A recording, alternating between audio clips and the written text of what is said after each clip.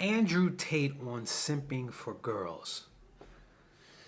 If y'all didn't know, I am a fan of Andrew Tate. Every time I'm taking a cold shower, like a really cold shower, I listen to like a motivational tribute of Andrew Tate. Very motivating, man.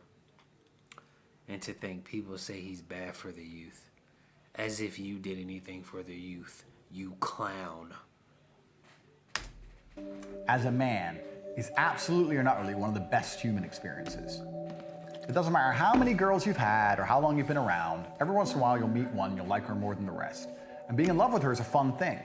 You get to show her the world, you get to explore her innocence by giving her brand new experiences. Perhaps she's never been to this particular club or been in a car this fast or been to this country.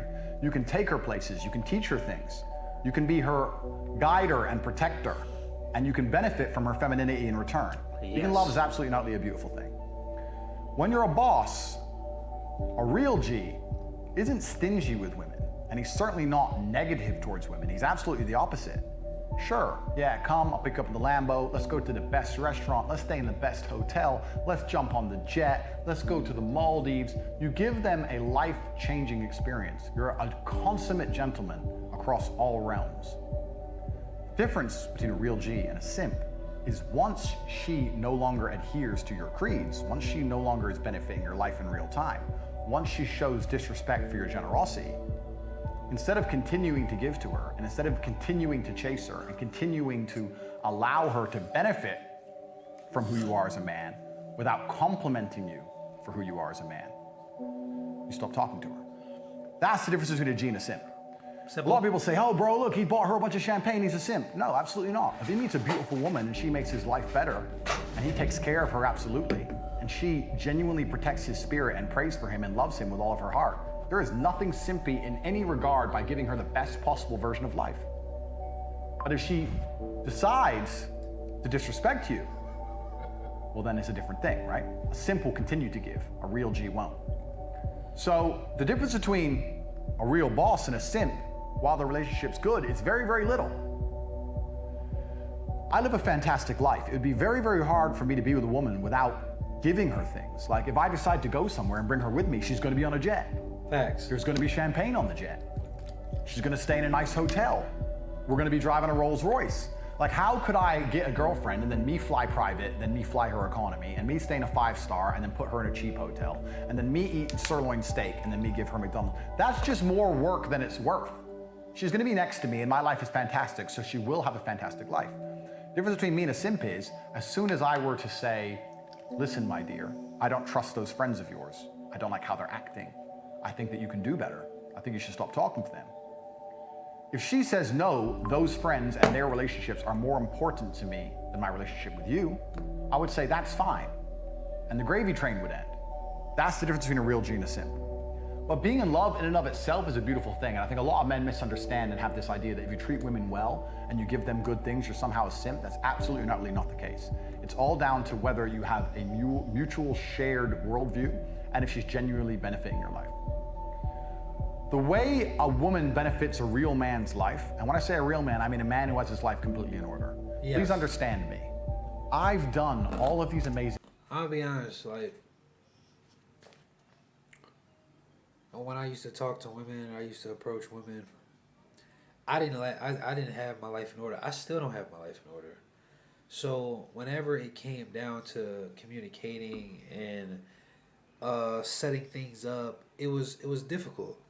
Cause like I didn't have a car, still don't have a car, and I don't have just money to blow on dates, no matter the cost. And then you might have to take her out again and again, et cetera, and I want to be prepared for that. So that's the mindset I'm on when I approach women. That's why I really don't approach women, even if they give me signs that they want me to approach or I get hints. I really won't approach. I'll compliment them, but it really won't go beyond that because it's no point. What's the point of me getting talking on the phone, FaceTiming for hours? That's cool and all, but I ain't really trying to be your friend. But like because I don't have my life in order, I'll mess around and I will go into that friend zone automatically because I'm not prepared to take it to the next step. Just for another man that's more prepared than me, for another man that's more prepared than me to come in, step in, and you know, essentially give her more attention than me, etc., etc. But like, you gotta have your life in order as a man, man, because your sole purpose is to provide. The woman is the reward. She doesn't come before you're ready. She comes after you're ready. That's just what it is. And at the end of the day, it's best that way because when you're able to do things for your woman unconditionally and not have to really worry too much, it's a good feeling. I know it is. Even if I've never experienced before, I know it is a good feeling. A lot of the times, we all know that, but like your dick gets in the way, you get horny, you want to have sex, you want to kill. That's cool and all, but it really ain't the end game. Things by myself. I never needed a woman to motivate me. I never needed a woman to tell me to stop playing video games. I never needed a woman to tell me I should work harder, to tell me I should go to the gym. I've never needed a second mother. I became rich by myself. I became important by myself. I became dangerous by myself. The problems I face in my current life are so monumental that no female on the planet could actually help me.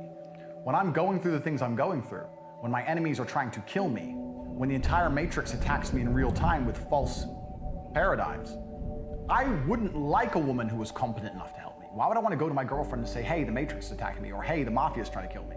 And her being like, all right, cool, give me the AR, let me go. That's not the kind of woman I'm interested in. Her job is to motivate me spiritually. Her job is to say, I love you with all my heart, no matter what they say about you, no matter what lies they tell, I'm here for you.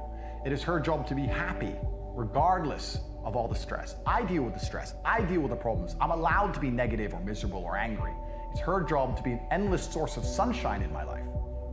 It's her job to be healing if I get sick, to lay in bed with me, to heal me, to nurse me.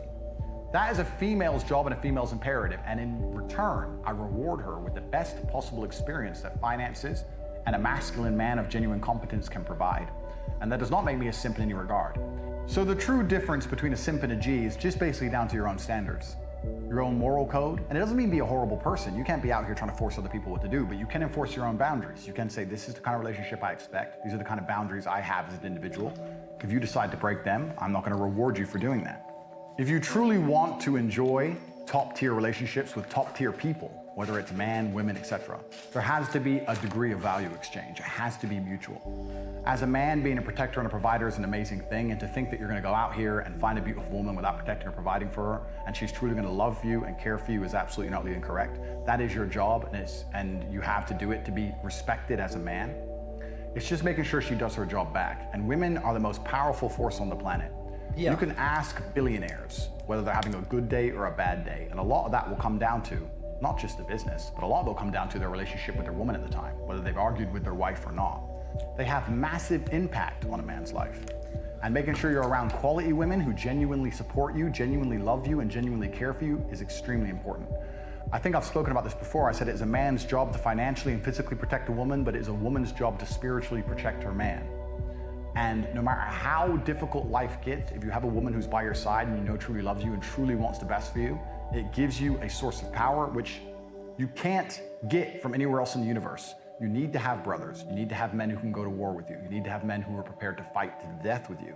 But you also need a woman who truly loves you with all of her heart. I want to make it very, very clear to the world out there. The tenets of Tateism, there's 41 of them, but number 25 says, acquire wealth in abundance to take care of yourself, do good for the world, and do good for the people you care about. This is absolutely not really true, especially for your life partner, especially for your woman. Give them a fantastic experience and make sure you're getting what you deserve in return. Side point is this.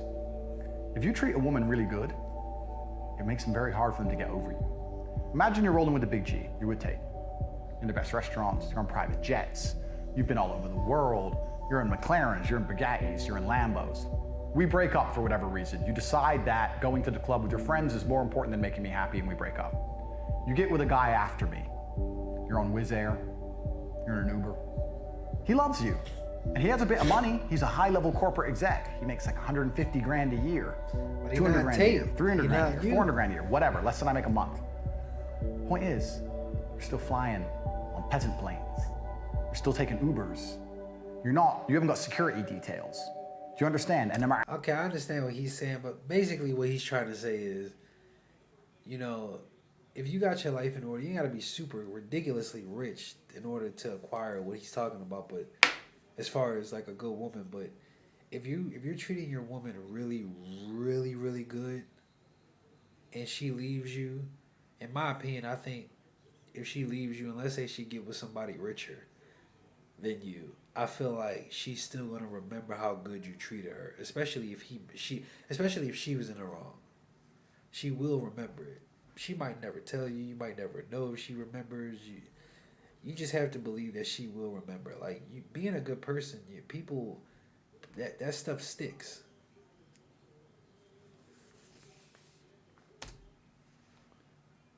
how much she loves that man, part of her will always be looking at him going, you're not Tate. Tate did this different. Tate had a different world that you can't access. And that's one of the most beautiful things about being so nice to women. I am the nicest guy. Throughout all of this crap, when the Matrix attacked me, not a single one of my exes came forward and decided to lie about me, even though reporters contacted them and offered them money for an exclusive story, tried to bribe them to lie about me, and they didn't, because I treat women so well. And the reason I do that is because I want all of their love and admiration in return, and I want to be the best man I can be for them, but I'm certainly no simp. And if they decide not to adhere to my rules or my creed, we break up, and then they're stuck in a very difficult position because I cannot be replaced. No man on earth can treat them as well as I can, which puts me in the position of top G in their hearts and minds for all of human eternity. And in the darkest, rainy nights, while their man is asleep and they are lying wide awake next to him, they are thinking of me. The unlimited energy of thousands of beautiful women all around the planet, unable to forget about Andrew Tate, sitting there wishing their man could afford to do or had the competence and power and connections and network to do what I have done for them. Sitting there, dreaming of having me back, knowing they never could. And I absorb it. I absorb the energy and I absorb the powers. This is one of the secrets to near unlimited success. That's good, man. Some people will hear that and watch that and not get motivated. That sucks for you. It just inspires me and motivates me. I take it all as motivation. I was gonna watch the other one on a separate video, but I might as well just do it all in one video. Andrew Tate Coffee Talk. Can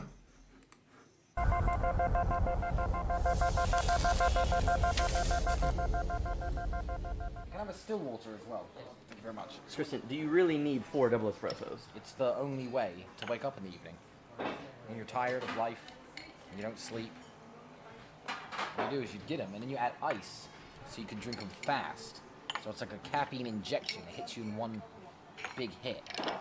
You're going to overdose on caffeine. There's no such thing. There's no such thing.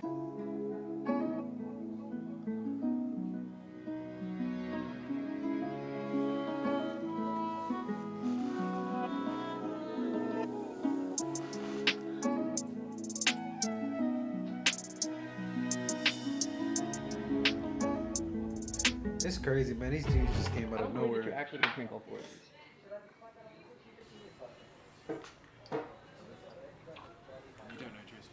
It probably tastes really good too. It's coffee, right?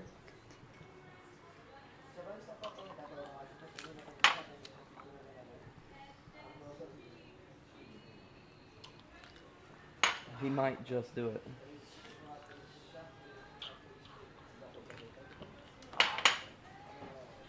Ambulance, please. And a double espresso. He's fully caffeinated now. Comes a time in a man's life he's got to make important decisions. I actually want to convert him to coffee and caffeinated life. Yes, I agree. This is not going to do that. No, it's not. This is going to overload it and just ruin it. You need to have like 1 coffee in the morning, 1 in the afternoon, and then start feeling like life's better. He's not. He's going to end up feeling sick, wanting to throw Well, up. part of jumping the deep end, don't you understand? Isn't that your whole philosophy towards everything? Hopefully he drowns. Yes, exactly. Marcel drinks hot chocolate instead of coffee. Have they got hot chocolate? Hot chocolate. Hot chocolate. Marcel! Marcel is an active member of the LGBT. What is he doing right now? Hot We're going to chocolate. convert him back. Give it a little bit of a mix, and you just neck them all back. and then you feel fantastic. Besides the cold sweats. No, this is crazy. I have no idea what it feel like. Like, this is uncharted. You've never drunk coffee before? Not like this. I don't think I've ever had a double espresso. Definitely not.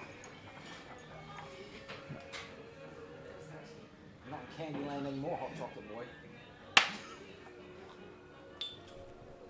That is disgusting. Is there any sugar in there? Or is it just straight caffeine? If you take, I think I'm advocating for him to take a break between each one. Trish is unhappy with my situation. Andrew the Merciful. Gosh. It's lovely. 4 more double espressos, please. One more? Yeah. Four more. Feel left out. Nigel? I've already had 2.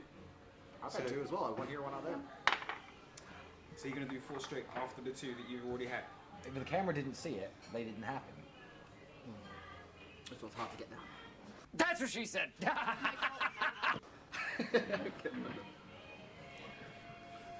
But bro, he like a Mario. What happens now? 2 heavy mints, please. You get the superpowers. And a double espresso. So Tristan's done it. Everyone has these Marcel's done it. fantastical dreams of what they would do if they were millionaires. This is what you do when you're a millionaire. Well, the millionaire would do this and this. No, you sit around, you drink coffee competitions. Well, under arrest. Are you actually going to have 4? Are you doing it as well, Nige? Yeah, I can't leave it out. You might as well 8, swear, please. buddy. 12. Shit. Maybe you're 12 double espressos. No espresso. What have you done? Not sweet, man. I know that for a fact. I've already had. I don't even know how many coffees. I merely today. brought the sword, Bailey. Nothing more.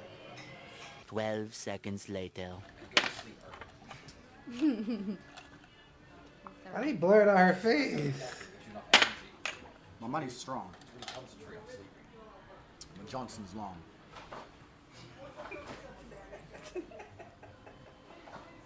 Why you staring at her like that?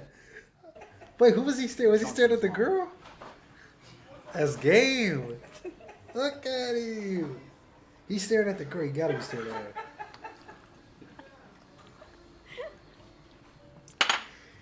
Brave, not sorry. Wow, let's get hard, doesn't it? That's what she said! What am I doing? I'm almost 37. What am I doing? It's like I'm 10. Can you drink coffee? I can drink coffee. Bro. 10 coffees behind us. I've been drinking coffee all day. That's the thing. This isn't our first coffee. We've been sitting in the sun drinking coffee all day. Yeah. True. Iced coffee, normal coffee. Yeah, we have. I had coffee when I woke up. They can't have. They Right, probably I've don't had have these 10 sugar in coffees it my though. Coffee number 11, 12, 13, and 14. I've had at least 4 coffees now. Thing is, I'm a master of the Shotokan style. That's true. Break his sternum. I'm going for my 4th dan in coffee drinking. No, 4 double espressos. Are you sure you don't want 4 double espressos? No, thank you. Not today. Nope, I already did mine. We've each had 4 double espressos. My man. You're the only one left, Bailey. Easy. So I have to do this. You have to do it. Yes. I don't want to threaten Your you. turn, baby. Well, I don't think you can take all 4 of us. Caffeinated. 4 angry caffeinated men. 4 more, please. You don't drink 4 double espressos, you will never see your family again. I promise you. What if I order 5? Don't start, baby. Because if you order 5, everybody gonna have to do 5 one more. double espressos, please. Oh no, he's You wild. dance with the devil, Bailey. You wait for the music to stop. So I told Tristan. Yeah, it's why 8 they o'clock at blurring night. a woman I'm not out? gonna have any Man, coffee. she because look if I have fine coffee now, as I'm not gonna hell be able to amongst sleep. those And he scolded pixels, me for man. being weak. And so here we are with 5 double espressos. That's I'll be his girl honest, too. I'm Is not it? looking forward to this at all. But they all did 4, so I had to one up them and do 5. Why does he talk like them? Bro, I guess being around them, you just have a communication. It's like he's talking like them. What did he say? Hold on. at all. But they all did 4, so I had to one up them. But they all did 4, so I had to one up them. So now I'm gonna do 5. I ain't gonna lie, I might have to switch up my vocals a little bit, how I communicate. I might have to get a little bit more proper than I am now. It's different when you're talking on the camera versus off the camera. Huh. Here goes Y'all might think I'm glazing, but it's improvement. No, because Bailey thinks this ends today. You gotta do it in front of the He can be girls, for us man. now with 1 extra coffee, and it's fine. He doesn't realize that 24 hours a day, every day, for the rest of his life, it's an espresso one-upmanship contest. Start a war that never ends. You all know the salt passing game, yeah? That's 23 years long. Every time we sit down anywhere that sells coffee, He on one, and he ain't breaking either. Pinky's up. He better. Gay. I feel powerful. You know what? I'm better was than really I tired would before I allow came out about tonight. better than you. I'm back in the game. Let's go. cheers, Bailey. It's double espresso. Feeling a bit tired. Tristan, why? Why? I will never be one-upped by an American at consuming stuff. Coffee, alcohol. I'm a European. Cigarettes, you will never be. Tristan, this is not okay. I told you one alcoholic drink, it will bring the buzz down. You know what's funny? People will probably watch them, and people that smoke cigarettes will probably feel good about themselves. And it's like, bro, y'all don't even understand how hard they work. Cigarettes, that ain't, bro. They train. They drink mad water. They eat clean. Y'all talking about, bro? Y'all not gonna look like that. Y'all not gonna look like that if y'all keep people that smoke cigarettes. Y'all keep smoking cigarettes. Y'all not gonna look like that. But let's show everybody what we got. Espresso martinis. Exactly. Keep the buzz up. We're bringing the buzz down. I'm going to die. Hey, you agreed to drink an alcoholic cocktail with me. No, I didn't. Yes, you did. All right, cheers. Welcome to You big have school. one there? Do you feel it, Marcel? Yes, you do. Admit you feel it. Admit it hurts. Can you admit it, Marcel? Marcel. Oh my God. Why? Why is he doing this? The coffee shenanigans were over hours ago. No, I'm trying to bring myself down from the caffeine high. So this is coffee with rum. This is not okay. How many coffees are we up to today? You're literally at like 20. It's 10 o'clock at night. He's trying to do laser vision. He's upset. He's upset because my laser vision hurts. He's feeling it. The lasers are starting to heat up. Just admit it, Marcel. Admit my laser vision hurts. You ain't had enough coffee to have laser vision.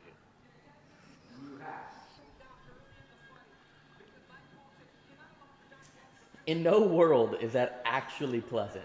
Oh, it is. There's no way. Nice bit of rum.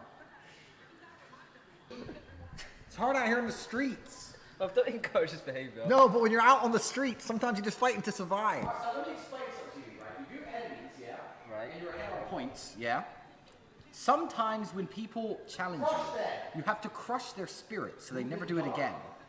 Mr. Bailey with his 5 espressos thought he was tough. You, Nigel, say let's turn this into a competition. Fine. Well, you're all done, and I'm doing it by myself. Just to show that this ain't no thing. And I'm gonna sleep like a baby tonight, no problem. This isn't me competing. This is me just living my life. Just another normal day. So you Damn. motherfuckers know not to step to this. Damn. Hey, Nigel. Don't ever play Tristan at consumption games. Is that another one? Because he will always win. Are all these people I their admit to being- friends? I Like business admit partners? defeat. Like, they Nigel seem called like me out, friends. remember? Nigel was trying to up the game.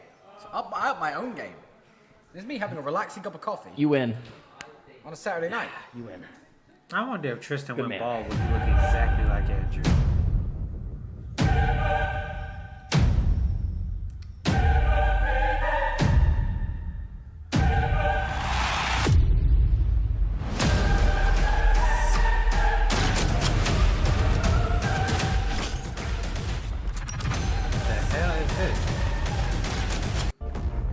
All right, man.